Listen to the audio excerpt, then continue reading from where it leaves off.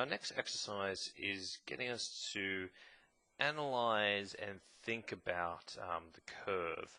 So this is probably a little less mathematical based and more understanding based. So what you're trying to do is look at certain curves and go, okay, what is going on here? Now, I'm not going to lie, this is actually probably tougher than just the mathematics itself. Like anyone can do differentiation of 1 and 2. But this stuff really warps your brain and twists it in a certain way. So be prepared to go through this chapter very slowly and patiently and get things wrong and like try and analyze where you went wrong. I think that's the best advice I can give you.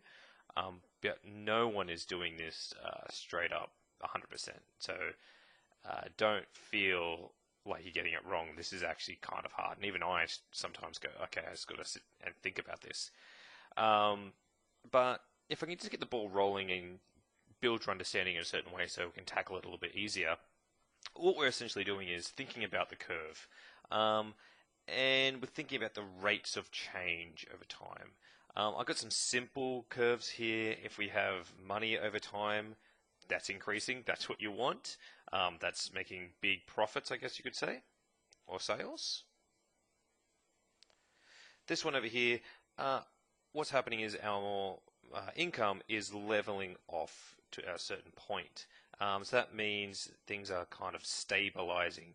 So it's kind of more of a steady business. Okay, things are going steady. We've hit our growth. We've steadied off. Things might get worse or we can get increased. So this is kind of a good place to be. This one down here, I like this one. DVD sales over time. So what's happening at the moment is we live in an age where internet is increasingly getting faster and faster. Therefore, our physical products is selling less. So we had VHS and Betamax and DVD, and those things are slowly going down over time as the quality of our internet services get better and streaming services. So we will see something like this where DVDs are slowly going down, but people still buy DVDs for presents, Father's Day, Mother's Day. They're still everywhere at JB Hi-Fi. So, it's a slow demise.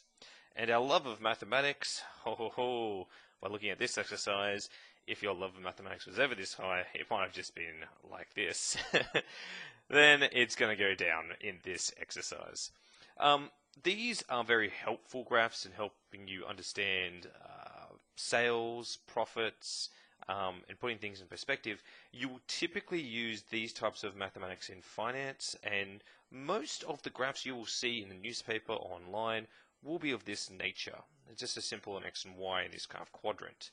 However, if we are addressing this in a more holistic approach, we're going to be looking at this. Now, these graphs, Cartesian planes, I should say, have all 4 quadrants, and the graphs are in all of them. This is typically what you would be using in engineering. You can still see these graphs now and then, but typically these types of graphs are less common in our day-to-day living. It's these ones that we need to know about. But what is important about this chapter is the growth or the decline and understanding the rates of change of both these types of curves. That's what we're trying to look at. Okay, if this is going steady over time, what is happening is the rate of change over time. That's what we're trying to understand, is looking at the rate of change in these types of graphs. And so we have our y's, our y dash, and our y double dash. We're going to be looking at all 3. Typically, these 2 though.